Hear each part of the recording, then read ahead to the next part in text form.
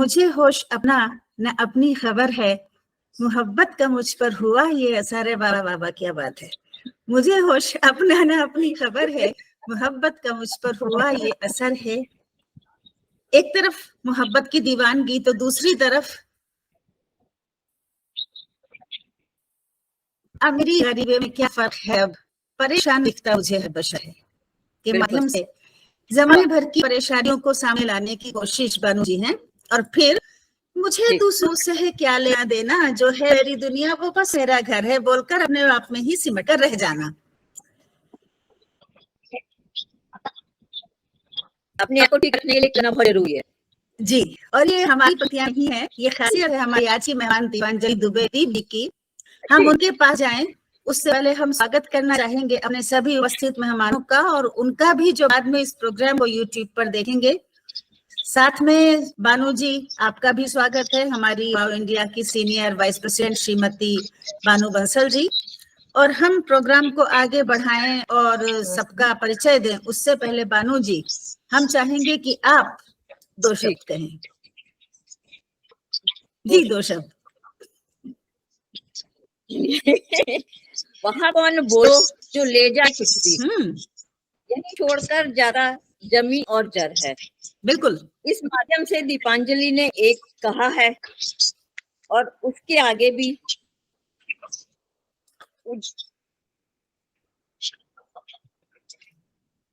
क्या हुआ। मिट्टी तिरकी देखो जले जब उजाला लुटाना ही उसका हुनर है। मतलब वो विरोधाभासी विचारों को एक साथ प्रकट करके आपने अपनी जितनी प्रतिभा है उसमें से हम उसको थोड़ा ही ले पा रहे हैं। और अब बाकी का हम अब आपसे आपके रूबरू होके आपसे बहुत कुछ सुनना और सीखना चाहते हैं। और मैं इसके लिए पूर्णिमा से कहती हूँ कि वो आपका विधिवत परिचय देकर बात को आगे बढ़ाए। जी धन्यवाद बानू जी। और देखिए इन्होंने उजाला फैलाना ही उसका हुनर है, उजाले लुटाना ही उसका हुनर है कह के अपने नाम को भी इन्होंने सार्थक कर दिया है। दीपांजलि, दीपों की अंजलि, दीपांजलि और आखिर में इन्होंने लगाया दीप, तो अपने नाम को भी इन्होंने उसमें सार्थक कर दिया है। इन्होंने अपने गजल संग्रह की शुरुआत की है माँ शारदे की वंदना से, तो उससे पहले हम इनसे आपका और अपने दर्शकों का परिचय कराते हैं। दीपांजलि जी कानपुर की रहने वाली हैं और इन्होंने समाज शास्त्र IGT बॉम्बे आर्ट्स से इन्होंने परास्नातक की डिग्री हासिल की है और महाविद्यालय कानपुर में समाज शास्त्र की प्रवक्ता हैं। हमारे साथ सुरेंद्र शर्मा सागर जी भी जुड़ चुके हैं। आपका भी अभिवादन है सुरेंद्र जी। अभिवादन। और इसके अलावा इनको जो खुद लिखती हैं कि इनको लेखन का, सिलाई का, कुकिंग का शौक है। कुकिंग का फिर तो दीपांजलि जी आपके पास आना पड़ेगा कुछ ना कुछ अच्छे पकवान खाने के लिए। अच्छा। और जहां तक इनकी उपलब्धियों का इनका प्रश्न है तो ये रंगे तगुजुल, ये साहित्यिक और सामाजिक संस्था है कानपुर की, उसकी संस्थापिका हैं। और कवित्री और मंच संचालिका और कार्यक्रमों का संयोजन तो ये करती ही हैं। काव्य सरिता फेसबुक की उपाध्यक्ष हैं। राष्ट्रीय साहित्य वाटिका अखिल भारतीय साहित्य सृजन संस्था की उपाध्यक्ष हैं। वर्ल्ड बुक ऑफ लंदन द्वारा विश्व कीर्तिमान अवार्ड इनको मिल चुका है। काव्य सारथी सम्मान इनको मिला है और बहुत सारे श्रेष्ठ रचनाकार के सम्मान इनको 2019 से अब तक मिलते आ रहे हैं। तो ये एक इतनी बड़ी उपलब्धियां हैं। Golden book of world record द्वारा सहभागिता सम्मान, the magic man and Chandra साहित्यिक मंच से इन्हें विशिष्ट सम्मान, विशिष्ट उद्घोषिका संचालिका का सम्मान, वाणी साधिका सम्मान, ये सब इनको मिलते रहते हैं। इनका दीप काव्यांजलि नाम से एक कविता संग्रह है। दुर्गा चालीसा जो हमारे पास भी है, बहुत अच्छे से आपने लिखा है, उस पर भी बात करेंगे जी। वो इनका एक रचना है। और इसके अलावा 7 साझा संकलनों में इन्होंने अपनी रचनाएं दी हैं। और इसके अलावा समाचार पत्रों में इनकी बहुत सी रचनाएं प्रकाशित होती रहती हैं। बाप रे, इतना सारा, इतना लंबा चौड़ा है कि पढ़ते पढ़ते हमारे ख्याल से पूरा दिन निकल जाए तभी भी पूरा ना होने वाला, इतनी सारी उपलब्धियां दीपांजलि की झोली में इतना कुछ है। तो दीपांजलि जी से जो हमारी मुलाकात हुई थी वो सबसे पहले एन चंद्रा पटल के ही माध्यम से हुई थी, और उसके बाद शायद काव्य सरिता में भी इन्होंने ही हमें इंटरव्यू किया था, ऐसा कुछ था शायद। तो ये सब है। तो दीपांजलि जी ने जो है अपनी आंख के पानी को शब्दों के गुलदस्ते में सजाकर हमें भेंट किया है, इसके लिए वो बधाई की पात्र हैं। इसकी भूमिकाओं में जिन लोगों ने लिखा है वे सब भी आज हमारी प्रार्थना, उनमें से 2 लोग हमारी प्रार्थना पर हमारे साथ जुड़े हैं। मंजीत शर्मा जी, मीरा को जुड़ना था लेकिन वो अस्वस्थ हैं इसलिए वो नहीं जुड़ पाई। वो भी एक लब्ध प्रतिष्ठित साहित्यकार है, लेकिन समस्याएं हर एक के साथ होती हैं। अभी हमारे साथ हैं ज्योति मिश्रा जी, जो पॉलिटिकल साइंस से पोस्ट ग्रेजुएट हैं और स्वतंत्र लेखन करती हैं। ये पटना से हमारे साथ। जी, आपका बहुत बहुत स्वागत है। और कवि सुरेंद्र शर्मा सागर जी, जो श्योपुर मध्य प्रदेश से हैं, वो हमारे साथ जुड़े हैं। तो आप दोनों का वाव साहित्य कृतिक मंच पर करते हैं। आप लोग सोच रहे होंगे कि साहित्यिक तो होता है, साहित्य कृतिक क्या है? तो साहित्य कृतिक इसका नाम रखने का पीछे हम लोगों का एक मंशा थी कि इसमें साहित्यिक और सांस्कृतिक दोनों तरह की गतिविधियों को हम जोड़ें। तो हमने साहित्य और सांस्कृतिक, उसको साहित्य कृतिक नाम, हमने एक नया नाम उसको हमने दे दिया। तो ये हमारा साहित्य कृतिक मंच है। अब आते हैं दीपांजलि जी पर। दीपांजलि जी ने कविताएं की हैं, मुक्त छंद में उन्हें रचनाएं की हैं, गजलें आजकल लिख रही हैं। और गजल लिखना कोई आसान शैली नहीं है। गजल यूं तो कोई विधा आसान नहीं है, किसी भी विधा में आप जाएं, अगर व्याकरण की दृष्टि से और उसके नियमों की दृष्टि से जाएं तो वास्तव में किसी भी विधा में लिखना सरल नहीं है, लेकिन गजल बहुत डिफिकल्ट चीज है। बहुत से लोग सोचते हैं कि सिर्फ रदीफ और काफिया का मिलान हो गया और गजल बन गई, लेकिन इतने से ही गजल नहीं बन जाती। उसके लिखने के लिए, पढ़ने के लिए रचनाकार को मात्राओं का ज्ञान होना जरूरी है। अरकान यानी लाइन का टुकड़ा या जो खंड होती है उसकी समझ होना जरूरी है, और इन्हीं को मिला करके फिर बन जाती है बहर। बहर में अगर वो है तो फिर जो है वो सबके दिलों में उतर जाती है रचना। और साथ में एक चीज और भी जो हमने अक्सर अनुभव की है, बहुत से बड़े बड़े रचनाकारों को पढ़ा, ये सब हुआ कि ज्यादातर जो गजल की शुरुआत हुई थी वो हुई थी कि उसमें नायिका के सौंदर्य का और उसके प्रेम का वर्णन होता था। लेकिन साहित्य की दूसरी विधाओं की तरह ही जो ये गजल है, इसका जो लिखने वाला है वो भी अपने आसपास के वातावरण से अछूता नहीं रहा। तो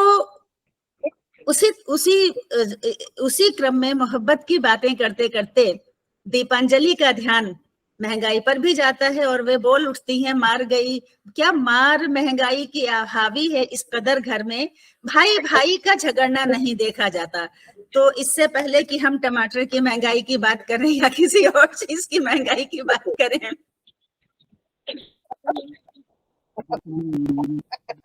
हम दीपांजलि जी आपसे ये जानना चाहेंगे कि हिंदी कविता लिखते लिखते ये गजल लिखने की प्रेरणा कैसे मिली? सबसे पहले तो आपको लिखने की प्रेरणा कहाँ से मिली? ये कवित्री जो आप बनी, इसकी प्रेरणा कहाँ से मिली? जी, सबसे पहले तो बहुत बहुत धन्यवाद कि आप लोगों को मैंने बुक दी, उसके लिए आपने परिचर्चा रखी। परिचर्चा रखना बहुत ही जरूरी होता है बुक के लिए, ये समझ में आए कि हाँ मैंने जो लिखा वो आप तक पहुंचा, और पहुंचा तो अच्छा लगा कि नहीं अच्छा लगा, तो इसके लिए मैं बहुत बहुत धन्यवाद। और लेखन की बात है तो सबसे पहले मेरे हाई स्कूल में मैं जब पढ़ती थी तो मेरे एक यादवेंद्र द्विवेदी जी भैया थे, मतलब दूर के रिश्तेदार थे, वो पढ़ने आए थे एमएससी, तो वो लिखते थे।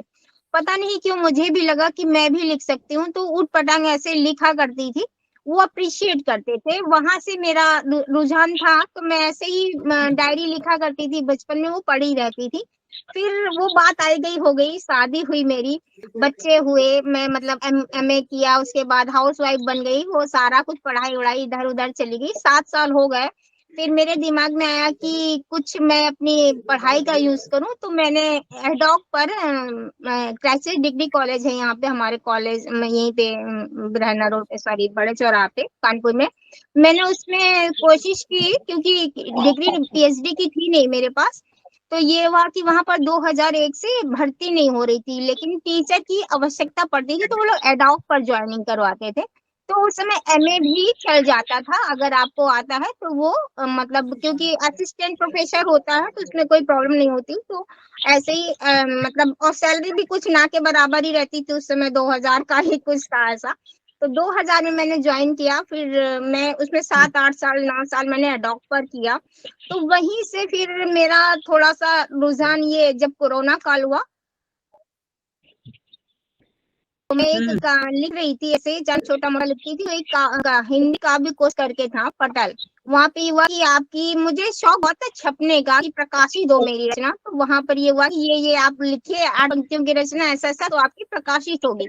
मेरे दिमाग में है कि अरे मेरे पास फेसबुक पर मैं क्योंकि जुड़ी थी, नई मैं उसी समय आई 2018 में, तो मैंने डाल दिया ऐसे ही। और मैंने यादवंत द्विवेदी जिनका मैंने मतलब आपको जिक्र किया, उनसे पूछा क्या मैं डाल सकती हूँ, क्या मेरी ये प्रकाशित हो जाएगी। उन्होंने कहा बहुत से लोग हैं जो ये चीज सोचते हैं कि क्या अच्छा लिख रहा है, जरूर कोशिश करो। बस वहीं से मेरी शुरुआत हुई लेखन की, और वहां फिर मुझे कई लोग ऐसे वरिष्ठ कवि कवित्री मिले।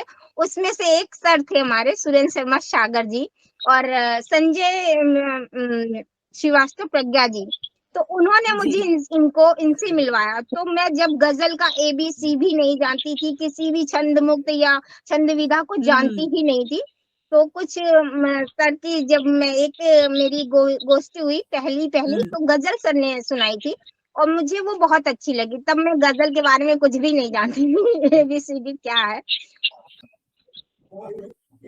तो सर का क्योंकि इनका राग भी बहुत अच्छा है, और कम से कम 5-6 हजार गाने गा चुके हैं, और इतनी अच्छी मतलब इनकी हर क्षेत्र में ये पारंगत है, और गजल में विशेष उपलब्धियां हैं इनके पास। तो मुझे वहीं से बस ये आया। फिर उसके बाद मैंने अरे छंदमुक्त लिखना चालू किया, अप्रिशिएट करते रहते थे सर ये तो बहुत अच्छा। तो मुझे लगा हाँ, मैं हो सकता है मैं तब ना अच्छा लिख पाती हूँ, अभी भी नहीं अच्छा लिख पाती हूँ, कोशिश ही कर रही हूँ। फिर उसके बाद सर मुझे बहुत अप्रिशिएट करते थे, तो मैंने वहां से एक मकतब यहाँ पे राष्ट्रीय का वाटिका है जिसे मैं बता रही हूँ, उपाध्यक्ष हूँ वहाँ पर। सादिक सर थे, उन्होंने गजल विधा सिखाना चालू किया वहां पर मुझे। तब मुझे मात्रा भात भी नहीं आता था।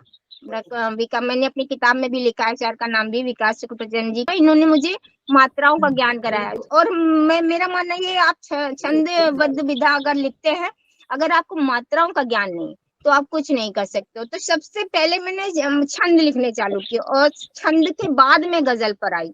जब मुझे दोहे भी नहीं आते थे, एक्चुअली में दोहा और गजल में कोई खास अंतर नहीं है। दोहे तो मतलब आप ये सोचिए कि हमने मात्राओं का मिलान कर दिया, दोहा हो गया, ऐसा नहीं है। दोहे में कुछ बात होनी चाहिए, वही चीज है गजल में भी, कि आपने अरकान तो ले लिया, आपने काफिया भी ले लिया, रदीफ भी ले लिया, लेकिन आपने अगर कुछ अपनी बात कही नहीं तो वो शेर नहीं लगता है। और उसके बाद मैं ज्योति मिश्रा दी पर आती हूँ, कि वहां पर एक मकतबे गजल है हमारा एक था, तो ज्योति दी और मंजीत मीरा दी, इनसे मैंने ये बहुत अच्छी उस्ताद हैं गजल की आप ये समझिए। हाँ, गजल की उस्ताद है ये मेरी, और सर भी। हालांकि सर को मैंने अरकान का ये जो अब बहर के बारे में ये कहते भी है कि मैंने सिखाया, लेकिन ये गजल क्या होती है, ये बात सही है कि बहरबद्ध मैंने सिखाया, लेकिन गजल इनसे मैं बहुत प्रभावित रही। और ज्योति मिश्रा दी, मंजीत दी, ये लोग सब मतलब बहुत मजे हुए खिलाड़ी हैं, उनसे तो मैं सीख ही रही हूँ बस यही मेरी छोटी सी जर्नी रही है गजल के बारे में, जो मुझे मतलब यहाँ से प्रेरणाएं मुझे मिली। जी। तो गजल लिखते लिखते आपने लिख भी दिया, वो बड़े भोले हैं शंकर हम मना लेंगे उन्हें, जा रहे शिवधाम हम कांवड़ चढ़ाने के लिए। तो आइए ऋषिकेश आइए, हम आपको शिवधाम के दर्शन कराएंगे। लेकिन आप ये बताइए कि गजल लिखते लिखते ये शिवधाम जाने की आपको कैसे सूझी? क्योंकि मैं बचपन से शिव भक्त हूँ, तो मेरा अभी तक शिव जी मुझे मल्लिकार्जुन तक बुलाया उन्हें, यहाँ तक कि मैं काशी विश्वनाथ भी नहीं जा पाई हूँ। तो बस मैं उनको रोज रोज कहती रहती हूँ मुझे बुला लो, मैं कांवड़ भी चढ़ा दूंगी, मैं जल भी चढ़ा दूंगी, मैं बेलपत्र भी अर्पित कर दूंगी, बस वो बुला ही नहीं है। लेकिन आप तो दुर्गा की भी भजन, दुर्गा चालीसा लिखती शिव हैं। और शक्ति एक दूसरे के पूरक है। अगर हम शिव के भक्त हैं तो शक्ति के उपासक जरूर होंगे। जी, तो बस दुर्गा की उपासक, यही से मेरी उपासना उन पर समर्पित है। और जी। उसमें भी मैं सर को कहूंगी, सर बहुत अच्छी चौपाई, मतलब चौपाईबद्ध सृजन करते हैं। और छंद, मतलब दोहे भी मैं सर से ही प्रभावित होकर लिखती रही। मैं पहले ऐसे ऊटपटांग लिख देती थी बात वो नहीं थी, लेकिन अब धीरे धीरे मैं सर को देख देख के और थोड़ा मतलब निखार आ रहा है मेरे दोहों और चौपाइयों में। तो चौपाई जो मेरी दुर्गा चालीसा है वो मैंने सर से समीक्षा कराने के बाद ही पब्लिश कराई थी। अच्छा। हालांकि उसमें प्रकाशक की वजह से कुछ त्रुटियां हो गई हैं, मिसप्रिंट हुआ है, जी, जी, लेकिन बाकायदा वो जी। पूरी समीक्षा युक्त है। और मतलब कि उन्होंने भाव जो मेरे नहीं कहीं पर चौपाइयों के नहीं सही थे, वो सर से मैंने, क्योंकि जो व्यक्ति पारंगत हो, अगर आप प्रकाशन से पहले उसे एक बार बिल्कुल, दिखा लें तो ज्यादा बेहतर रहता है, ऐसा मेरा मानना है। बिल्कुल, बिल्कुल क्योंकि सही अब बात है। जब आपका प्रकाशन जाए तो प्रकाशन में ये कोई ये ना कहे कि यहाँ पर आप गलत हो। आप बिल्कुल, लिखते हो, बिल्कुल, अच्छी बातें फेसबुक पर डाल रहे हो, सब जगह है, तो उसमें बिल्कुल। पकड़ नहीं है। कि कई बार हुआ तो हम अपनी गलती एक्सेप्ट कर लेते हैं, लेकिन जो छप गया उसके बाद आपकी कोई गलती को एक्सेप्ट नहीं कर सकता, तो उसके पहले दिखाना बहुत जरूरी होता है, ऐसा मैं समझती हूँ। जी, जी, और उसमें उस्ताद का जी। भी होना जरूरी है। अगर आपके पास उस्ताद नहीं है तो आपका लेखन में उतनी दम भी नहीं है। तो उस्ताद बिल्कुल, बनाना बिल्कुल, बहुत जरूरी है, मैं ये बहुत कहूंगी। ज़रूरी है। और आप तो अपने देश का डंका बजाने में भी पीछे नहीं रही हैं। बजा रहा डंका अपना हमारी शान है भारत, तिरंगा चक्र से सजता हमारा मान है भारत। करो बस कर्म अपना, मत करो परिणाम की चिंता, बताया कृष्ण ने हमको ये गीता ज्ञान है भारत। ये तो बात सच है कि गीता का अमर ज्ञान केवल भारत ही दे सकता है, और किसी देश के पास वो शक्ति नहीं है कि वो गीता का अमर ज्ञान दे सके, या अतिथि देवो भव का नारा दे सके, या सर्व धर्म समभाव की बात सिखा सके। ये सारी बातें तो हमारा भारत ही सिखा सकता है। तो ये श्रीमद् भगवत गीता ने आपको कहाँ तक प्रभावित किया, किस तरह से प्रभावित किया? श्रीमद् भगवत गीता को प्रभावित यूं किया कि मेरे फादर बहुत ही मतलब कि गीता रामायण उनको सुंदरकांड कंठस्थ है। और मेरी दादी जी जो कि बचपन में थी, वो मैंने देखी, मैंने अपनी दादी जी, सासू माँ और माँ को डेडिकेट की है ये पुस्तक। जी हाँ जी, क्योंकि उसे इन लिखा हुआ है। लोगों से मैंने बहुत कुछ सीखा है, जो मतलब आप पढ़ कर वो नहीं पा सकते हो। अगर आपको कहानियों में दादी आपको कुछ बता रहे हैं, वो आपके अंदर बचपन से ही घुसे होते हैं। तो मतलब कभी भी हमारी कृष्ण की कहानी उठा के कभी मेरे पापा सुना रहे हैं, तो कभी महाभारत का कोई आपका अध्याय उठा के, या गीता का कोई अध्याय, इस तरह से हमारे घर में ये रहा ही है बचपन से ही। मेरे नाना जी भी बहुत अच्छे पूरी रामायण कंठस्थ थी उनको। और हम लोग जब नानी के घर जाते थे तो वो हम लोगों को पढ़ना उन्होंने रामायण सिखाया। क्योंकि क्या होता है, बच्चा हमेशा से नहीं चौपाइयां जानता ना कि कैसा राग है, कैसे दोहे को आप पढ़ सकते हो। तो हमारे जब हम जाते थे अपने नाना जी के यहाँ, तो वो हम एक मतलब पूरी वही 2 दिन की वो लगा लेते थे, और हम 5 भाई बहन और मामा की भी लड़कियां, मौसी की, इस तरह से, तो वो 2 दिन में पूरी रामायण पढ़वाते थे। अखंड तो रामायण जो यानी होती थी। हाँ, हाँ जी, छोटे हाँ से ही जी। अगर जब आपको पढ़ने लगोगे तो आपको उससे प्यार होगा, और आप उसका आगे चल के कोशिश करोगे कि इसका क्या अर्थ है, ये हम क्यों पढ़ रहे हैं। तो बस ये संस्कार मुझे लगता है बचपन से होने चाहिए, हर घर में होने चाहिए। तो आपको स्वतः ही वो ज्ञान होने लगता है, क्योंकि आप पढ़ के उतना नहीं समझ पाते हो जितना आपके पेरेंट्स आपको पहले से ही समझा देते हैं कहानियों के माध्यम से, या आपके घर में पूजा पाठ का ये एक होना चाहिए क्रम, ऐसा मैं समझती हूँ। तो बस वही है। और आप देखिए कि सावन का महीना चल रहा है, सावन का महीना समर्पित होता है देवाधिदेव भगवान शंकर को। और शंकर पार्वती का जो विवाह हुआ था वो जग की भलाई के निमित्त हुआ था, कि जब ताड़कासुर के अत्याचार बढ़ गए तो ये हुआ कि उनसे जो उत्पन्न संतान है वही उसका वध कर सकती है, और तब उनका विवाह किया गया, जिससे कार्तिकेय की उत्पत्ति हुई। तो आपने जो लिखा है, आप कहती हैं कि प्रेम जग की भलाई के निमित्त होना चाहिए, इसलिए हमने यहाँ ये प्रसंग उठाया कि प्रेम जग की भलाई के निमित्त होना चाहिए। गुजारा प्रेम से जीवन सभी की ही भलाई में, नहीं रहना कभी हमको किसी की ही बुराई में। और उसके बाद आप आशा का सपना भी दिखा दी हैं। ये मुश्किल घड़ी तुम गुजरने तो दो, सितारों को थोड़ा बदलने तो दो, अभी भोर में है कोहरा घनेरा, जरा धुंध थोड़ी सी छटने तो दो। अरे दीपांजलि जी, आपने तो हमारी लाइन में सेंध लगा दी। आपने तो हमारी ज्योतिष की लाइन में सेंध लगा दी। और तो दी एक मिनट की बात है ना कि जब हम आपसे मिले तो आपका भी प्रभाव हमारे ऊपर रहा ना। देखिए लेखन में प्रभाव तो आ रहा है। आप जितने भी जैसे कुछ मुझे सर का आया, कुछ मुझे ज्योति दी का आया, कुछ मुझे आया, कुछ जब मैं आपसे मिली तो लेखन, मुझे लगता है ऐसा कि लेखन आपका पर्सनल नहीं होता, आपके परिवार में जो आपने देखा, जो आप किसी से मिले उसको कैच करके पूरा आप समाहित कर देते हो अपने मतलब रचनाओं के माध्यम से, ऐसा मुझे लगता है। जी, और एक बार ऐसा भी आता है कि आप आगे लिखती हैं कि आज शिकवा ना कोई गिला रह गया, दूर से उसको मैं देता रह गया। और अंत तक आते आते माँ के लिए समर्पित हो जाती है। नहीं जाती हूँ मैं मंदिर, मेरी माँ खुद शिवाला है, शिवा शिव अर्धनारीश्वर ने ही सभी को पाला। यह बात है 9 माह तक गर्भ में पालने वाली माँ की महिमा का बखान आपने बखूबी किया है। और उसके बाद आपने लिख दिया है कि जलाकर दीप हमको तो उजाला ही सदा करना, जगह कोई नहीं छूटे, जहां भर जगमगाना है। तो इतनी शक्ति प्रभावशाली शक्तिशाली आपने रचनाएं लिखी हैं।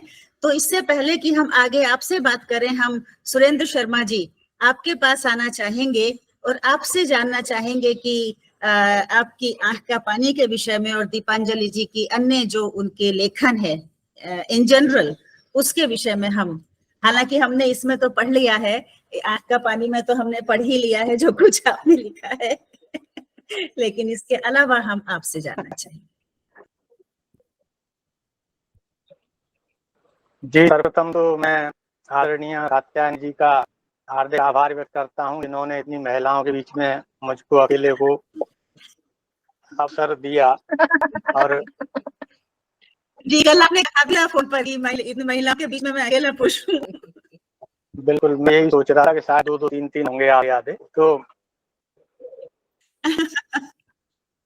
बहुत ही बढ़िया समीक्षा। वैसे तो आपने बहुत कुछ कह दिया, लेकिन मैं इतना ही कहूँगा कि हम और दीपांजलि जी एक दूसरे से सीखते रहे। यदि मैंने इनको कुछ भाव पक्ष में सिखाया तो इन्होंने मुझे कला पक्ष में सिखाया। निश्चित रूप से गज़लें तो मैं बहुत वर्षों से लिखता था, लेकिन वो जो मात्रा से बहर होते हैं उसको वो दीपांजलि जी ने ही मुझे बताया।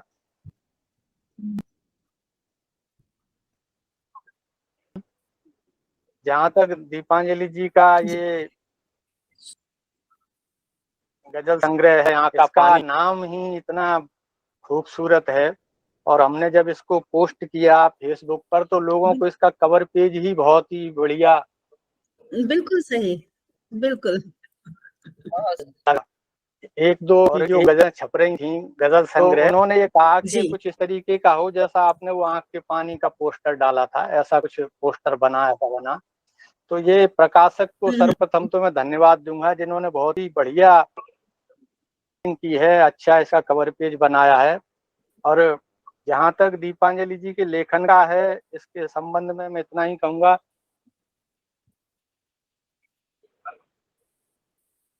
कि आम आदमी के जीवन में जो भी कुछ घटित हो रहा है उस सबको समावेश किया है अपनी इस गजल संग्रह में। अब आजकल सियासत पर तो हर आदमी लिखता है, सियासत पर दीपांजलि जी ने लिखा है। जैसे कि भरोसा अगर हो तो इकरार होगा, भरोसा अगर हो तो इकरार होगा, दुखेगा बहुत दिल जो इनकार होगा, सियासत की दुनिया में है सब फरेबी, अटल सा न कोई किरदार होगा। क्या अटल सा न कोई किरदार होगा।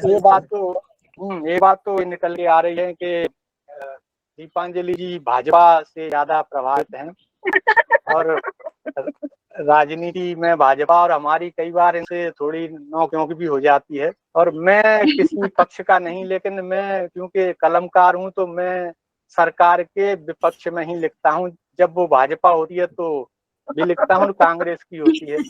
तो आजकल कई बार इस तरह की चर्चा हो जाती है हम दोनों की, लेकिन ये भाजपा का अभी तक जो है दामन छोड़ने के मूड में कतई नहीं है। हम सोच रहे थे सत्ता परिवर्तन हो। तो कला पक्ष और भाव पक्ष इसका दोनों ही बड़े ही शानदार हैं।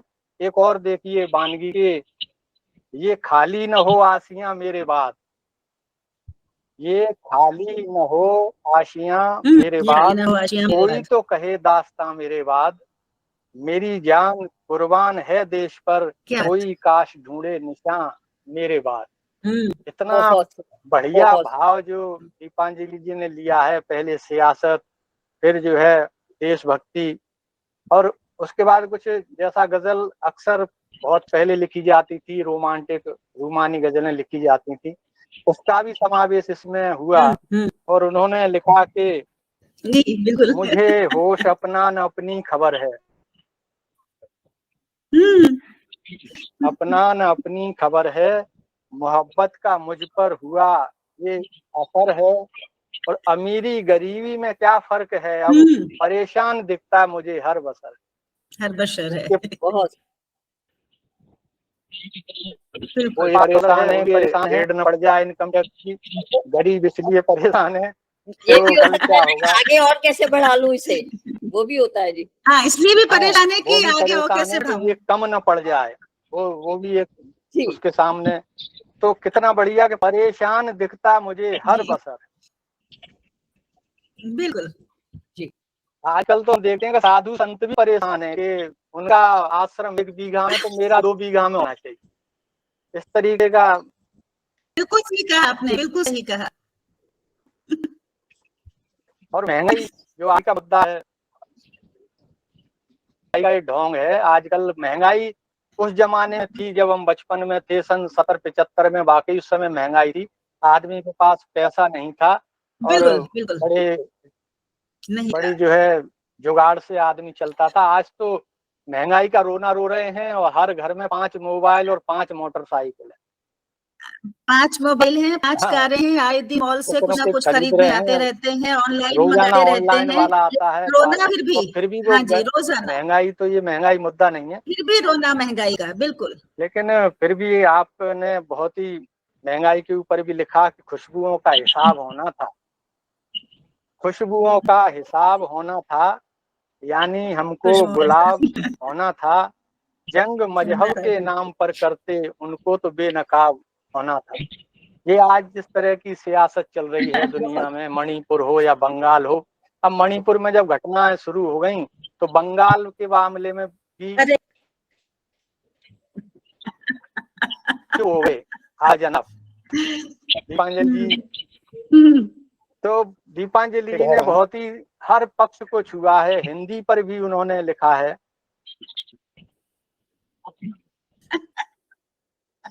पढ़े हिंदी कहे हिंदुस्तान हिंदी, अगर है हिंद की संतान फिर बोले यहाँ हिंद।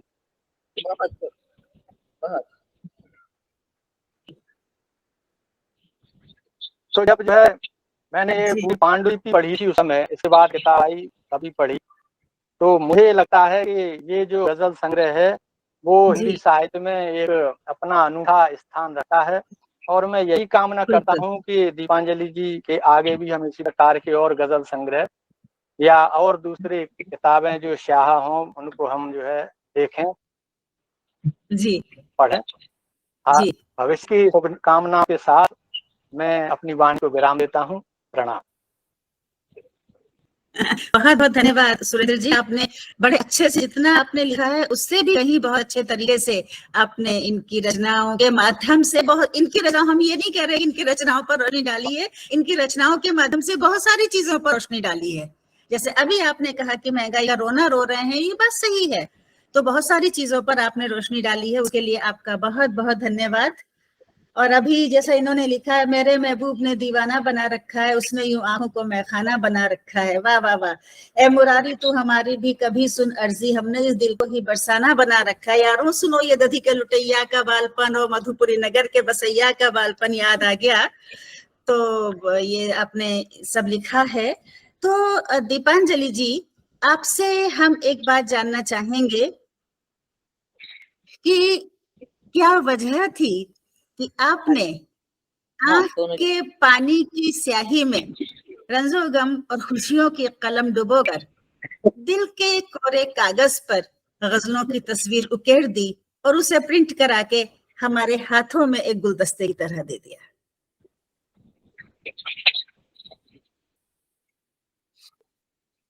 वजह ये थी दी कि लिखते तो हम अक्सर बहुत ज्यादा लिख डालते हैं, लेकिन आपका अगर लिख के रखा है और किसी ने पढ़ा नहीं है तो आपको खुद नहीं पता होता है कि हमने सही लिखा भी है या नहीं। तो अगर मेरा मानना ये है कि अगर हम लिखते हैं तो पाठक के हाथों तक आपका प्रकाशन पहुंचना ही चाहिए। और अब आजकल ऐसा तो कोई है नहीं कि आपको ढूंढा हुआ आए और आपको कह दे मैं आपकी रचनाओं को छापना चाहता हूँ। तो आपको ही कोशिश करनी है पाठक तक अपने प्रकाशन को पहुंचाने की। तो मुझे बस यही तो थोड़ा सा मैंने शुरू में ही बोला ना कि मेरे अंदर ये बहुत था कि एक रचना मेरी प्रकाशित हो जाए अखबार में। यही एक मेरा चाव था, इसी का एक शौक मेरा मतलब जुनून बन गया कि नहीं अगर मैं लिख रही हूँ तो लोगों तक पहुंचना चाहिए। फिर भगवान की दया से ऐसा कुछ हुआ कि मतलब माध्यम बनता गया और मुझे लोग मिलते गए जिन्होंने बताया कि ऐसे ऐसे प्रकाशन और अर्निंग भी आपके पास सोर्स ऑफ इनकम आपके पास अगर नहीं है तो आप अपनी पुस्तक कहीं नहीं पहुंचा सकते। ठीक है, फिर उसके लिए भी कुछ लोग सोचते कि 1000 में हो जाए, 2000 में हो जाए। फिर जब कहते ना ओखड़ी में अगर सर दिया तो मूसल से क्या डरना, तो वही वाला हाल है कि अगर हमने लिखा और आपने एक ध्येय बना लिया कि नहीं नहीं मुझे तो मतलब पाठक तक अपनी रचना पहुंचानी है, तो फिर आप ये नहीं सोचते हो कि कितना पैसा लग रहा है क्या, फिर आप कहते हो बेस्ट ही जाना चाहिए। तो बस फिर मैंने सोचा कि नहीं पुस्तक मेरी होनी चाहिए और अच्छी होनी चाहिए, ये नहीं कि बस एक ऐसे साधारण सा प्रिंट हो गया ये हो गया।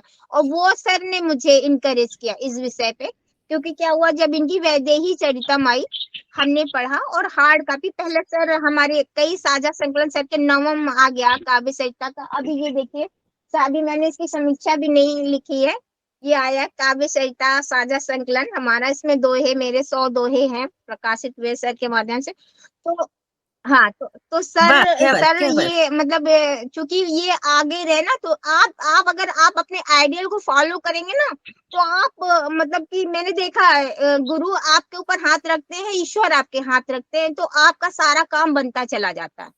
तो मैं ईश्वर को बहुत धन्यवाद देना चाहूंगी कि सच बता रही हूँ, जैसे उन्होंने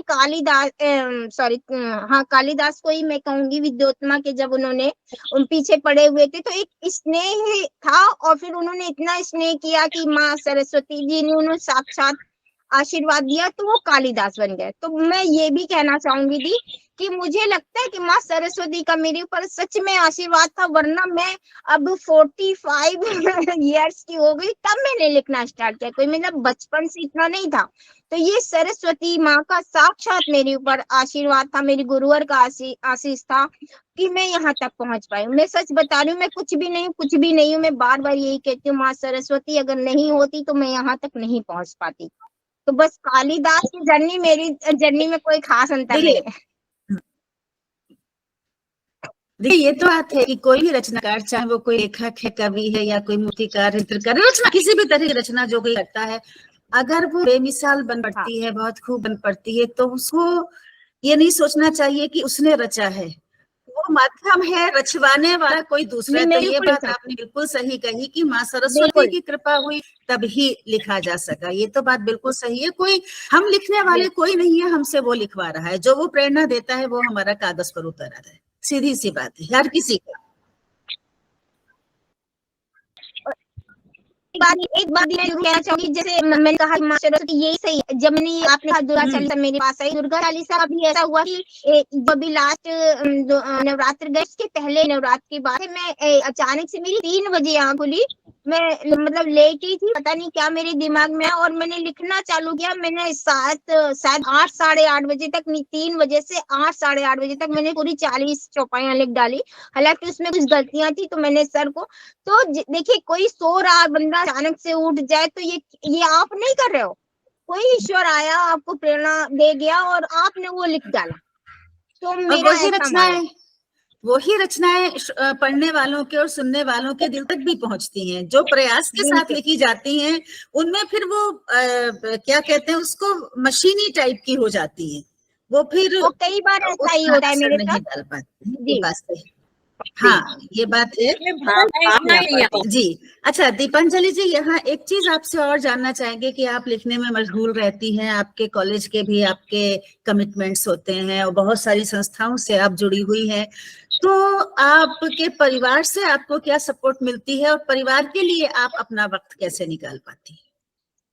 ये मैं बहुत मतलब जरूर आपको बताना चाहती हूँ, सच बता रही हूँ कि ये अगर परिवार मेरा इस परिवार में नहीं होती तो भी मेरी जर्नी यहाँ तक नहीं होती, क्योंकि मेरी सासू माँ बहुत सपोर्टिव थी और अभी ये जनवरी में 23 जनवरी को वो एक्सपायर हो गई हैं। तो जैसे मॉर्निंग में जब मैं कॉलेज जाती थी, हालांकि मैंने जैसे वो एक्सपायर हुई तो फिर मैंने वो जॉब छोड़ दी, अब मैं हाउस वाइफ ही हूँ, लेकिन वहां तक मैं आई तो वो माँ मेरी थी, तो मॉर्निंग का वो दूध गर्म करना, चाय गर्म करना उनका काम होता था, पापा के वर्क करना उनका काम होता था।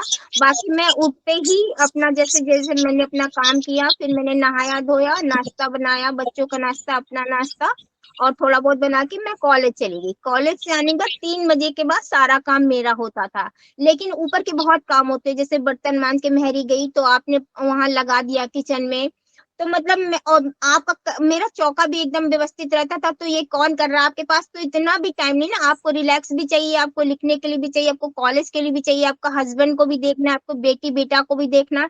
तो ये सब कुछ सच में बता रही हूँ, मेरे हस्बैंड और मेरी सासू माँ, इन दोनों को मैं क्रेडिट देना चाहूंगी कि अब वो नहीं होते।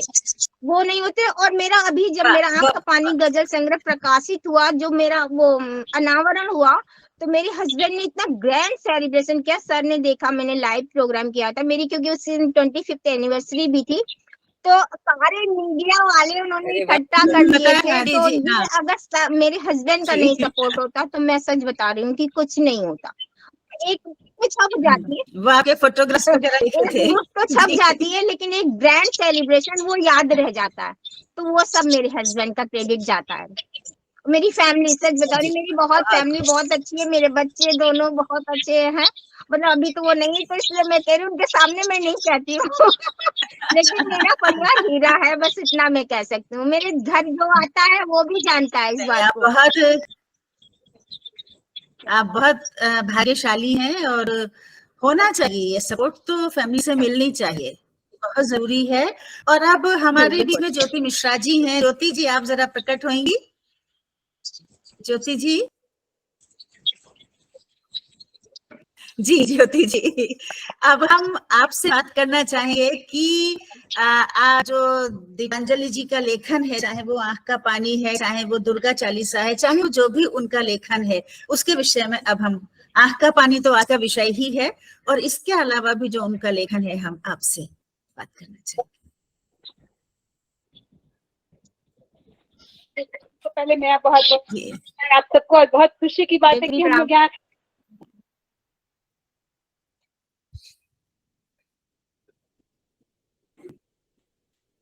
आपकी शायद सिग्नल्स के इश्यूज हैं, आई थिंक आवाज कट रही है, स्टिल हो गया है, पॉज हो गया है। शायद नेटवर्क हाँ, कोई बात नहीं, सिग्नल्स हो जाएंगे। अभी अभी आ रही है। हाँ जी, आ रही है। मेरे लिए बहुत पर्सनली मुझे इस बात की बहुत खुशी है, क्योंकि मैं दीपांजलि जी से बहुत दिन से जुड़ी हुई, फेसबुक पे जिन्होंने शुरू किया लिखना, तो मेरे साथ शुरू किया था, तो मतलब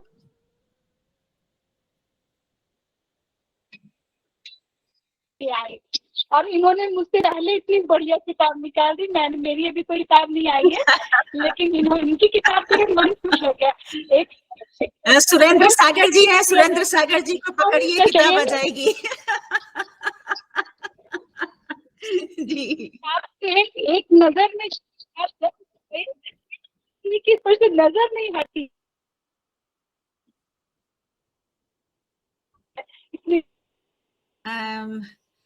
ज्योति जी फिर से कोई समस्या जी इंटरनेट की हो आवाज रही कट है। गई। हमारे ख्याल से सुरेंद्र सागर जी, अगर हम गलत नहीं है तो आपसे हम फेसबुक पर शायद आपको देखा है या पढ़ा है क्या, अगर हम गलत नहीं है। नहीं, आप हैं फ्रेंड लिस्ट में आप। हेलो। दी हाँ, दी हमें लग रहा एक है मिनट ऐसा। दी मैं रोकना चाहूंगी। मैंने आपको बुलाया जरूर था काव्य सरिता पर सर मेरे काव्य सरिता के संस्थापक हैं, तो आप किस तरह से जानती हैं उनको, और आप इनके ही पटल पर सारा कुछ आप वो करती हैं, वहाँ पे पोस्ट मैं कभी कर देती हूँ हाँ, अपलोड, काव्य कभी सरिता सर पर कर हम देते काफी हैं। करते हैं। हाँ जी, हम अपनी हर पोस्ट हाँ, औरों जगहों पर भी तो करते हैं, सर तो काव्य बहुत सरिता पर भी। वरिष्ठ जी, है, मैं तो वही कुछ हमें भी कहीं नहीं। लग रहा था। सर बहुत वरिष्ठ जी, कवि है और मैं कुछ नहीं, मैंने तो बस इनसे ही प्रेरणा लेके यहाँ तक आई हूँ, धीरे धीरे चलते हुए कछुआ की तरह। जी ज्योति जी, क्या आप शायद नेटवर्क का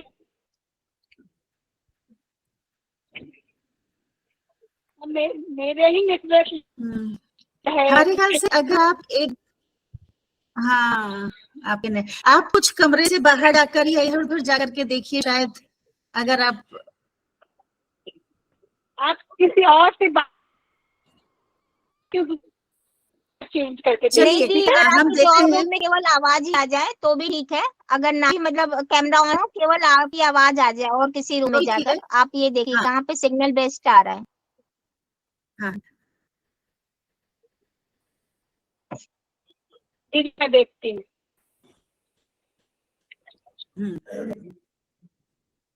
सिग्नल के इश्यूज तो हर जगह हैं, इंटरनेट के इश्यूज तो हर जगह हैं।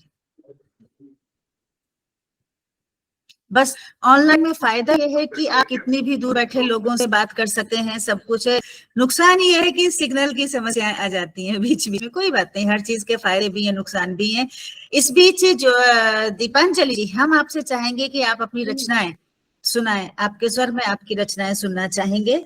और ये तो हम जरूर सुनना चाहेंगे, मुझे होश अपनी ना अपनी क्या है वो खबर है, वो तो हम जरूर सुनना चाहेंगे, और बाकी जो आपकी इच्छा है।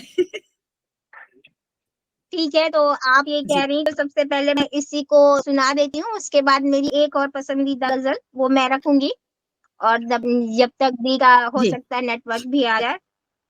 मुझे हम्म। होश अपना न अपनी खबर है, मोहब्बत का मुझ पर हुआ यह असर है। मुझे होश अपना न अपनी खबर है, मोहब्बत का मुझ पर हुआ यह असर है। अमीरी गरीबी में क्या फर्क है अब, परेशान दिखता मुझे हर बसर है। बहुत खूब। परेशान दिखता मुझे हर बसर है। मुझे दूसरों से है क्या लेना देना, जो है मेरी दुनिया तो बस मेरा घर है। मैंने कहा ना कि मेरी फैमिली इतनी सपोर्टिव है, तो जाहिर सी बात है मुझे तो अपने घर से बिल्कुल, खुशी ये बात मिलेगी। बहुत पसंद आई सच में। अगर जी फर्क पड़ता न गम और खुशी से, मेरी आंखें आंसुओं से क्यों तर बतर है। क्योंकि दुनिया में आप देखो, चाहे आप कितने खुशी हो और कोई फर्क नहीं पड़ता, कभी कभी आपके बाहरी लोग ऐसे मिल जाते हैं, उनसे भी आपकी आंख तरबतर हो जाती है ना। कभी बिल्कुल। तो घर वाले बहुत सपोर्टिव मिलते हैं, लेकिन बाहरी वाले शख्स ऐसे जो अपने होने के बाद भी वो आपकी आंख नम करके चले जाते हैं। तो मैंने शायद ये वाला शेर इसी बात को लेकर लिखा था। अगर फर्क पड़ता न गम और खुशी से, मेरी आंख अश्कों से क्यों तर बतर है अरमान सबके अलग जिसमें पलते, खुदा ने तो सबको दिया एक जिगर है। खुदा ने तो सबको दिया एक जिगर है। वहाँ कौन बोलो जो ले जाए कुछ भी, वहाँ कौन बोलो जो ले जाए कुछ भी, यही छोड़ जाता जमी और जर है, यही छोड़ जाता जमी और जर है। अब मतले का शेर रखती हूँ, सुनिएगा सर जी। मिट्टी तीरगी दीप देखो जले जब, उजाला लुटाना ही उसका हुनर है, उजाला लुटाना ही उसका हुनर है। दीप कभी भी जलेगा, खुद तो अंधेरे में होगा उसके नीचे, लेकिन दूसरों को वो उजाला ही दे जाएगा। तो यही एक उसका बिल्कुल। खूबसूरत सा हुनर है। एक मैं अपने, क्योंकि मैं बता रही हूँ ना कि मैंने अपने घर के लिए, मतलब शुरू से मेरा, चाहे वो जितना भी लोग हो, मेरे भाई बहन या सब फैमिली, मतलब मैंने उनको सर्वोपरि रखा है। उसके बाद मैंने, ऐसा नहीं कि मैं, मेरे मतलब जो मिलने वाले दोस्त वो मुझे नहीं मानते, सब बातें, लेकिन सर्वोपरि मैंने फर्स्ट इम्पोर्टेंट अपनी फैमिली को दिया है। बहुत बाकी अच्छी का, बात, हाँ, बहुत तो अच्छी। उसके बाद जी, में उस पर मैंने एक गजल लिखी है, ये फैमिली पर आप समझ लीजिए, या मेरे हस्बैंड को मैंने, और एक मैंने भी 25th एनिवर्सरी को भी मैंने उनको अलग दूसरी गजल सुनाई थी। आज भी अगर वो वो मेरा भी प्रोग्राम सुनाइए, वो वो भी आज भी सुनाइएगा। जी। हाँ बिल्कुल। तो आज मैं दूसरी गजल उनको ही अर्पित करती हूँ, मतलब ही उन्हीं से रिलेटेड है, सुनिएगा। हर जी। कदम पर साथ देता हम सफर अच्छा लगा, हर कदम पर साथ देता हम सफर अच्छा लगा, अपनों में ही खुश रहे अपना ही घर अच्छा लगा, बहुत बहुत खूब। अपनों में ही खुश रहे अपना ही घर अच्छा लगा, खुशनुमा है जिंदगी कोई शिकायत भी नहीं, साथ रहना आपके ही उम्र भर अच्छा लगा, साथ बहुत बहुत खूब। रहना आपके ही उम्र भर अच्छा लगा, मुद्दतों के बाद बचपन का मिला साथी मेरा, उसके दिल में हूँ अभी यह जान कर अच्छा लगा, उसके क्या बात। दिल में हूँ अभी यह जान कर अच्छा लगा, जिंदगी के इस सफर में तू मेरा है हम सफर, तू जहाँ मुझको मिला था वो नगर अच्छा लगा, क्या बात, क्या बात, क्या पीछे बात। पीछे वार करते सामने अपने बने, ऐसे अपनों से तो दुश्मन मौत बर अच्छा लगा, ऐसे अपनों से तो दुश्मन मौत बर अच्छा लगा। एक मतलब शेर है जो समाज पर मैंने लिखा है, बुराइयों को, सुनिएगा आपको अच्छा जी लगेगा। जी जी। नोच कर जो बेटियों को खा रहे हैं हर तरफ, ऐसे हर एक आदमी से जानवर अच्छा लगा। ऐसा वाह, मणिपुर में बहुत भी जो सही, हुआ, बहुत सही। हाँ जी, बिल्कुल बिल्कुल हालांकि ये मैंने पहले से लिखा, बिल्कुल लेकिन ये बिल्कुल मणिपुर कांड पर सूट हो रहा है, और मुझे बहुत बिल्कुल। बहुत ही ऐसे लोगों से सख्त चिढ़ है, सच बता रही हूँ कि ऐसा मुझे लगता है ऐसे लोगों को तो सरेआम फांसी दे देना चाहिए। बिल्कुल समाज होना पे चाहिए, जहाँ दिया बिल्कुल। है बहुत अच्छा है। और हाँ आगे का शेर में मतले मक्ता रखती हूँ, सुनिएगा सर जी। और सर जी मैं आपसे एक गुजारिश करना चाहूंगी कि एक मेरी गजल आप अपने राग में अपनी आवाज में दीदी को वाह, जरूर ये सुनाए, तो क्योंकि सोने सर पे बहुत सुहागा हो जाएगा, अच्छा ये तो सोने पे सुहागा हो जाएगा। मीठी उन पर शेर और ये शायरी लिख रही थी, दीप उन पर शेर और ये शायरी जान कर वो बन रहे थे बेखबर अच्छा लगा, क्या बात, जान क्या बात। कर वो बन रहे थे बेखबर, बेखबर अच्छा अच्छा लगा, लगा। क्या बात, तो वाकई अच्छा अभी लगा। अब्दी वाकई अख्तर अच्छी से आप लगी। सुनिए मेरी कोई गजल, जी या बिल्कुल। आप अपने अपने भी मुंह से एक अच्छी सी मेरी गजल या कुछ भी आप पढ़िए, मुझे अच्छा लगेगा, क्योंकि आप नहीं बहुत हम अच्छा पढ़ती, मैं तो आपकी मतलब बहुत इंस्पायर होती हूँ आपसे, आपको सुनकर। नहीं हम बिल्कुल पढ़ेंगे, लेकिन सुरेंद्र जी हाँ पहले आप आवाज आ जी रही है आपको? हेलो, हाँ मुझे तो आ रही है। मेरी आ रही है आपको जी आवाज? जी जी जी बिल्कुल बिल्कुल, बहुत बढ़िया बहुत बढ़िया। जी, मैं है इसी डिरेस है गजल दी को किसी का? मैं इसी गजल को गुनगुनाने की जी कोशिश करता हूँ। अभी ये दीपांजलि जी जी का जी मुझे वीडियो दिखाई नहीं दे रहा है, क्या आपको भी नहीं दे रहा है क्या? जी नहीं नहीं नहीं दिखाई दे रहा, उनका वीडियो नहीं आ रहा है। हाँ वही। उन्होंने, हाँ जी मतलब कुछ इस तरीके से अर्ज किया है।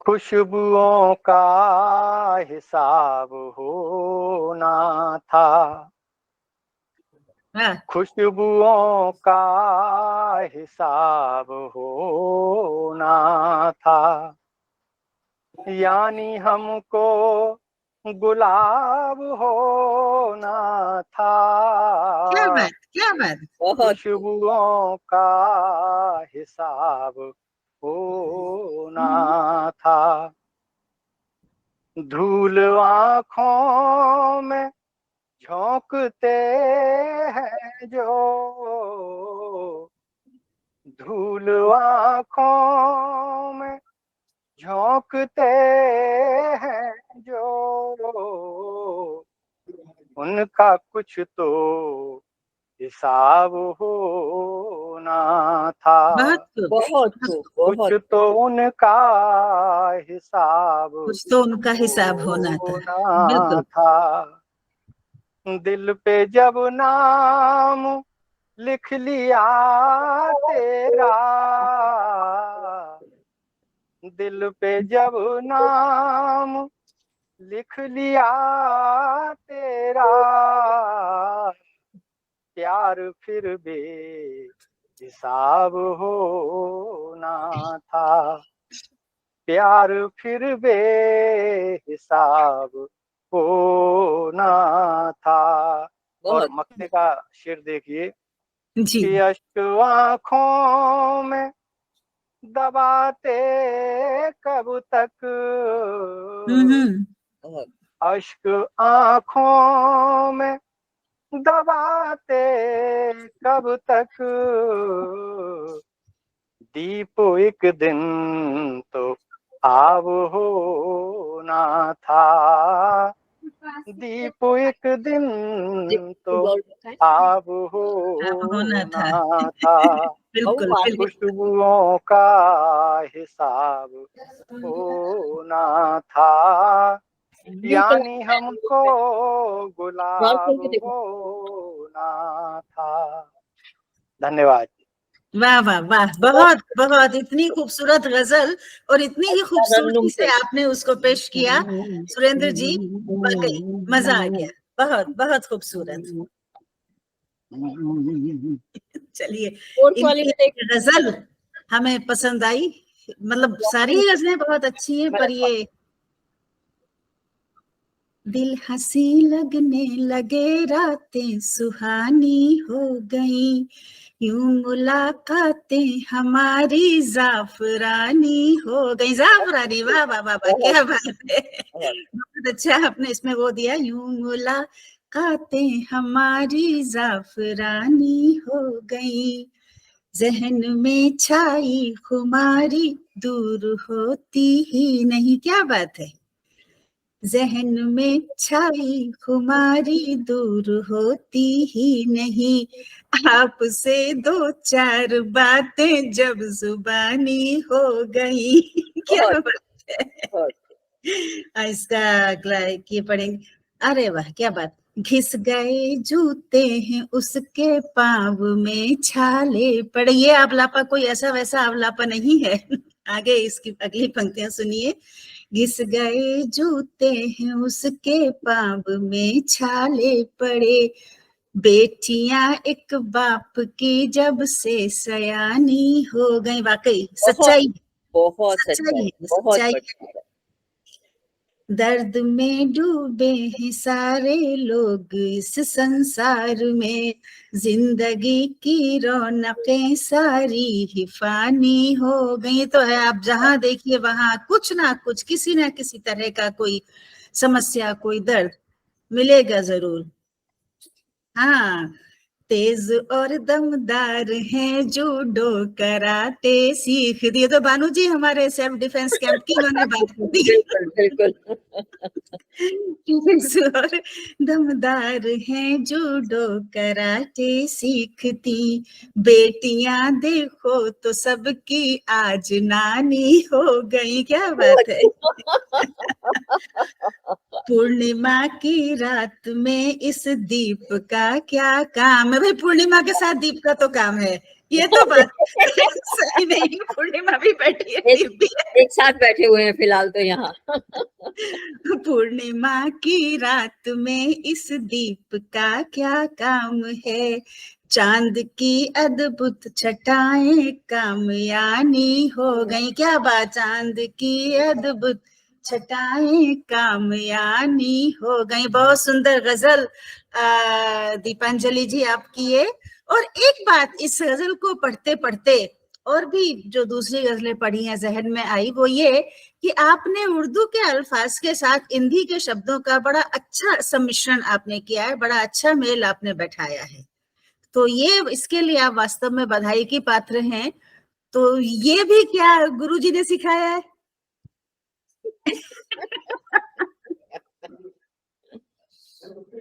क्यों सुरेंद्र जी, उर्दू के अल्फाज के साथ साथ इन्होंने हिंदी के शब्दों का बड़ा अच्छा मेल बैठाया है बहुत सी गजलों में। इस विषय में मैं ये कहूंगी कि जाहिर सी बात है, मैं तो हिंदी ही पोएट्री करती थी, और फिर जब मैं गजल में आई तो गजल लोग कहते हैं कि उर्दू शब्दों का आप लीजिए तो वो ज्यादा कामयाब होती हैं।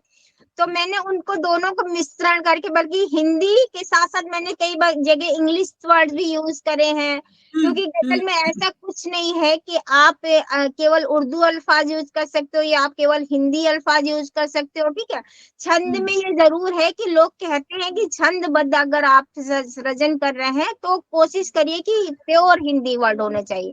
लेकिन गजल एक ऐसी विधा है, क्योंकि ये फारसी उससे आई है परिवेश से, तो हमारे लोग शायर ने, क्योंकि ज्यादातर हिंदी को उसने जब भारत में लाई तो भारत के हिंदी पोएट ने अपनी हिंदी डाली, वो फारसी ने अपनी फारसी डाली, प्लस मतलब उन्होंने मिक्सअप कर दिया गजल को। एक इसको आप लेकिन जो प्योर उर्दू वर्ड वाले हैं तो वो तो जाहिर सी बात है उर्दू क्लिष्ट उर्दू ही यूज करेंगे। लेकिन जब हम अध कचरे उसको गजल अपनी लैंग्वेज में लाते हैं तो हम लोग मिक्सअप कर देते हैं, और ऐसा नहीं कि वो मिक्सअप खराब लगता है, मुझे लगता है कि वो बहुत खूबसूरत लगने लगता है। नहीं, देखिए बात अध कचरे की या ऐसी कोई बात नहीं है। क्या है कि अगर आप क्लिष्ट हिंदी में रचनाएं लिखेंगे, क्लिष्ट उर्दू में रचनाएं लिखेंगे तो वो आम जन तक नहीं पहुंच पाएंगी। आम जन तक पहुंचने के लिए आपको हिंदुस्तानी में लिखने की जरूरत। बिल्कुल बिल्कुल, उसमें सब चीजें आ जाती हैं। बिल्कुल। और कई बार देखिए हम लोग ऐसा नहीं है कि हम लोग हिंदी ही बोलते हैं, कई हम लोग के जो रोजमर्रा में फारसी भी हम लोग यूज करते हैं, जो हमें पता ही नहीं कि ये हिंदी वर्ड है, हम फारसी भी यूज करते हैं। कई बार हम उर्दू शब्द भी यूज करते हैं, जैसे कोशिश हमारा हिंदी वर्ड नहीं है, कोशिश हमारा उर्दू वर्ड है। ठीक है, लेकिन हम उसको अपने परिवेश में लेकर आके हम लोग भूल गए हैं कि हमारा ये हिंदी वर्ड है भी कि नहीं है। तो बस उस तरह से हमने आम बोलचाल की भाषा में गजल अपनी लिखने की कोशिश की है, ताकि लोग समझे और उसको एंजॉय कर सके। बिल्कुल, नहीं बहुत अच्छा आपका ये प्रयास रहा है। और अभी ज्योति जी तो हमसे दोबारा नहीं जुड़ पाई, उनके इंटरनेट की समस्या हो गई। चलते चलते, इससे पहले कि हम बानू जी के पास जाएं, चलते चलते दीपांजलि जी एक बढ़िया सी आपकी रचना, सभी बढ़िया है लेकिन एक जो आपको खास पसंद है वो और सुनना चाहेंगे। जी तालियां बज रही हैं। चलिए धन्यवाद सर जी। अब मैं सुनाती हूँ, हालांकि मेरा वीडियो दिख नहीं रहा, मैंने कोशिश करी है। अब दिख रहा है, अब दिख रहा है। ठीक है, फिर मैं सुना रही हूँ, सुनिएगा। ये भी बहुत अच्छी गजल है मेरी, और मैंने ये लिखी थी, और मैंने काव्योदय पटल पे एक आया था जब वो मतलब चुना जाएगा ऐसे करके, तो मैंने इसमें डाली थी। इसमें कम से कम काफी व्यूज मिले थे, काफी लाइक भी आए थे, तो वो मैं रखती हूँ। मोहब्बत में नहीं ढूंढी कभी भी खामियां हमने।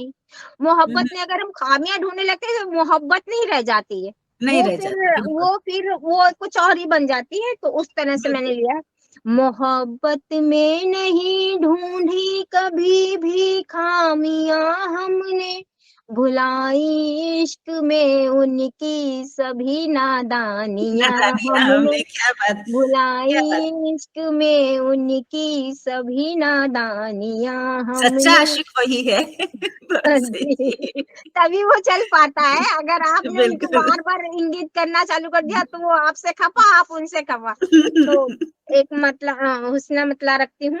जब मतले के बाद एक मतला आता है गजल में, तो उसको हम लोग हुस्न मतला का नाम देते हैं। तो वो जी। मैं रखती हूँ।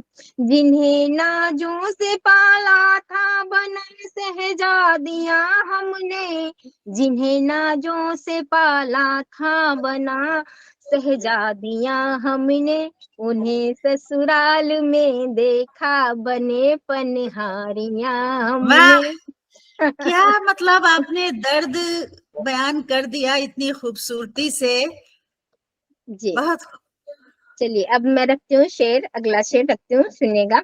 अमीरी का अदब और कायदे से है ताल्लुक क्या, अमीरी का अदब और कायदे से है ताल्लुक क्या, अमीरी में गिरी देखी बहुत सी हस्तियां हमने, बिल्कुल। अमीरी में गिरी देखी बहुत सी हस्तियां हमने। वो कितने भी पैसे वाले हों, लेकिन उनके दीन ईमान को आप पे करके नहीं कह सकते हो कि वो पैसा, अमीर है। पैसा किसी यस, भी तरह से आपके, कि आप बहुत अच्छे इंसान हैं, इसकी हाँ, निशानी नहीं ऐसे है। निशानी नहीं कह सकते। तो नहीं। उनको कैसा है कुछ नहीं कह सकते। तो इस तरह से मैंने शेर रखा।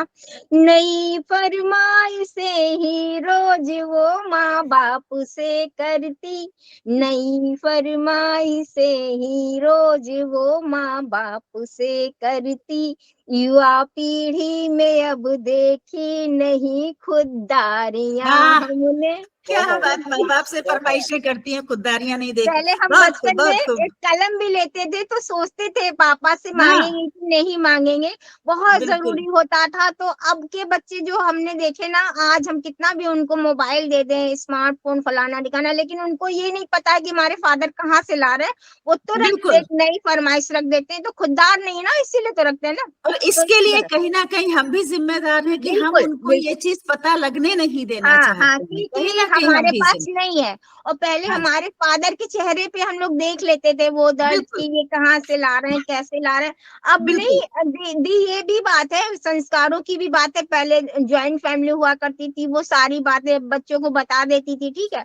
और माँ बाप पेरेंट्स हर हर स्थिति में बच्चे को नहीं बताते थे, हमारे नहीं फादर भी नहीं बताते। बताते थे, लेकिन हम लोगों के अंदर शायद वो परवरिश, वो संस्कार अलग थे, हम्म। तो कोशिश करते थे सोचने की। तो इस तरह से मैंने ये शेर लिया है। अगला शेर रखती हूँ।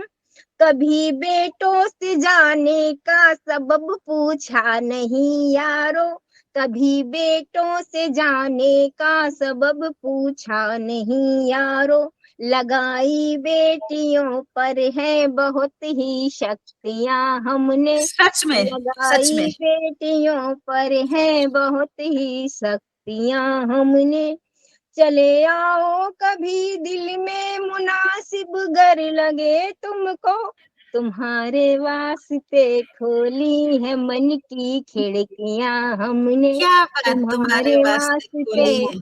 खोली है मन की खिड़कियां हमने, भला बहुत खूब। कैसे भुला दें अपने बचपन का वो याराना, बना कर झुंड यारो खूब की थी मस्तियां हमने। बचपन तो भूले नहीं भूलता, ये बात सही है। सखी सहेलियां जब वो झुंड, और बिल्कुल। तुम मस्त आपके घर में भी ये याद रहता कि अभी मस्ती करके आया तो डांट तो पड़ेगी, लेकिन उसका उस समय कुछ याद नहीं रहता था। कोई फर्क, हाँ जी, बिल्कुल। जी, किया है प्रेम अपने मुल्क सरहद से हमेशा ही, वतन को भूल कर कब की यहाँ गद्दारियां हमने, वतन को भूल कर कब की यहाँ गद्दारी। हम तो सोचते भी नहीं है कि अपने वतन से सरपरस्ती करें, कुछ भी खिलाफत। लेकिन बहुत से लोग हमारे मुल्क में भी रहकर भी पराए मुल्क की शान शौकत में लगे रहते हैं, उसकी तारीफों में जुटे रहते हैं। हमारे खुद के राजनीति नेता ही आप उठाकर देख लीजिए, तो बस उसी को लिया है यहाँ पर। जहाँ खुददारी की कीमत सियासत दे नहीं पाई, जली देखी गरीबों की वहां पर बस्तियां हमने, जली देखी गरीबों की वहां पर बस्तियां हम। अगर हम जाते हैं खरीदने झोपड़पट्टी लोगों की, लेकिन वो नहीं बेचना चाहते तो हमने आग ही लगा दी, तो क्या करोगे, अब जाना ही पड़ेगा तुमको छोड़ के, जाहिर सी बात है। मक्के का शेर रखती हूँ, सुनिएगा दी। मोहब्बत के हैं जगमग दीप जिन अल्फाज में तेरे, सजोए रखी हैं वो सब गुलाबी चिट्ठियां हमने, सजोए रखी हैं वो सब गुलाबी चिट्ठियां हमने। क्या बात, बहुत सुंदर, बहुत खूब। दीपांजलि जी, आपकी हम अपने दर्शकों को भी कहेंगे कि इस आँख का पानी ये अभी उपलब्ध है, ई बुक अवेलेबल है गूगल प्ले पर, और पुस्तक.org और अमेज़न और फ्लिपकार्ट पर भी अवेलेबल है। तो एक बार जरूर इसको पढ़ें, पढ़ करके ही पता चलेगा कि जो आज यहाँ परिचर्चा हुई है वो कितनी सटीक और कितनी सही हुई है। और इसके साथ ही बानू जी, हम आपके पास आना चाहेंगे, अब इस कार्यक्रम का समापन का समय है, हम आपसे। जी, आपने इतनी अच्छी तरह से इंटरव्यू लिया पूर्णिमा, पहले तो आपका बहुत बहुत आभार। जी बिल्कुल बिल्कुल जी, हर एंगल आपने तरासा, हर एंगल की आपने समीक्षा की, बहुत बखूबी, बहुत अच्छा लगा। और दीपांजलि जी, आपके बारे में तो मैं कुछ कह ही नहीं सकती, इतना आपने जितनी भी गजलें, जितनी भी बातें की हैं, पता लग रहा है कि आप जिसे कहते हैं एक जमीन से जुड़ी हुई कवित्री हैं। आपने जितनी बातें कही, मतलब सुन के मन भर गया। और आपने अपने गुरुजी से हमें मिलाया, सुरेंद्र जी से, और उनकी तरन्नुम के साथ गाई हुई गजल ने तो कमाल ही कर दिया। जैसे आज के कार्यक्रम के लिए कहा जा सकता है कि सोने पे सुहागा, बहुत सुंदर कार्यक्रम। आपके इस कार्यक्रम के साथ हमारा अभी मन नहीं भरा, हम फिर पूर्णिमा जी से आग्रह करेंगे कि फिर कभी जल्दी आपको फिर दोबारा से बुलाया जाए और आपके सानिध्य में और बहुत अच्छी अच्छी बातें सुने और बहुत गजलों का लुत्फ उठाए। इसके लिए आपका आने के लिए आपका बहुत बहुत धन्यवाद, और फिर दोबारा से प्रतीक्षा करते हुए आपको दोबारा आने के लिए हम आग्रह करेंगे। बिल्कुल। और मैं चाहूंगी कि मेरी आप वो दुर्गा चालीसा भी यहाँ पर दिखाया दर्शकों को अपने। अच्छा, दुर्गा चालीसा अभी हमारी बाहर रूम में रखी है, आपके पास है? मैं देती हूँ, हाँ मैं देती हूँ। हम अपनी स्टडी में बैठे हैं और वो बाहर रूम में रखी है। जी,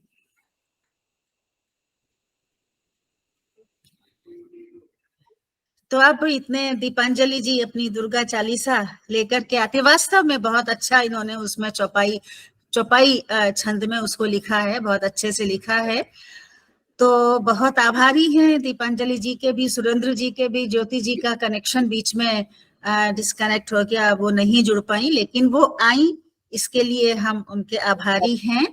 और अब हम देखिए अगले सप्ताह ये अगस्त में तो हम कोई इंटरव्यू नहीं रखेंगे, क्योंकि अगस्त में हम 2 काव्य संध्याएं रखने वाले हैं, काव्य गोष्ठियां ऑनलाइन ही, जो कि सावन पर होंगी। अगस्त में हम सावन पर 2 काव्य संगोष्ठियां रखने वाले हैं। ये लीजिए, इनकी दुर्गा चालीसा भी सामने है जी। तो ये आपके पास है ये पुस्तक, और जो भी कोई लेना चाहे तो मुझे अपना एड्रेस SMS कर सकता है। ये फ्री ऑफ कास्ट मिल रही है, लेकिन मेरी आंख का पानी 251 रुपए मात्र में है। और वो मैं अगर मुझसे कोई लेना चाहे उससे भी मिल सकती है, और अगर वहां से अमेजोन से चाहे तो वहां से भी ले सकता है। ये तो मैं फ्री ऑफ कास्ट सभी को देती हूँ जी। तो बस इसी के साथ अब हम सबसे विदा लेंगे। हमारा अगस्त में कोई इंटरव्यू का सेशन नहीं होगा, उसमें सीधा हमारी 2 काव्य संध्याएं होंगी जो सावन से संबंधित होंगी। हम सुरेंद्र जी आपसे भी रिक्वेस्ट करेंगे उसमें आने के लिए। और जी। बाकी दीपांजलि जी वगैरह तो हैं ही। और उसके बाद हमारा फंक्शन है 25 अगस्त को। सितंबर में फिर हम लोग ये दोबारा से इंटरव्यूज का सिलसिला शुरू करेंगे। तब तक के लिए हम सभी से इजाजत लेते हैं।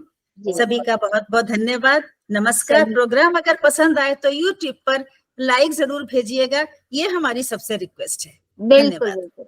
नमस्ते सर, नमस्ते मैम, नमस्ते दी।